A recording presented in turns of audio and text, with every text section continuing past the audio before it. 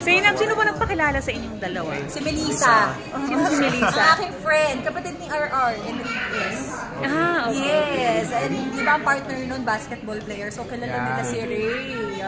So talagang, nung di na din ako Kailan to? Bago? 2022? Ha? 2022? 2023 po, February po. So, ilang months na tayo, nag 1 year po kami mag-boyfriend noong June. Pero 5 months po bago naging kami. Matagal mo sinagot? Hindi ko po siya sinagot agad. Tsaka kina-cut off ko siya eh. Sinusubukan ko siya i-cut off noong una kasi natatakot ako basketball player.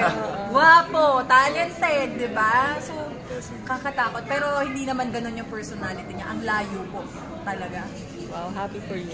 Well naman kasi marami ng pinagdaan. So at the end of the day, you have to really earn their trust. And I mean, you just can't help but be proud of everything that she did.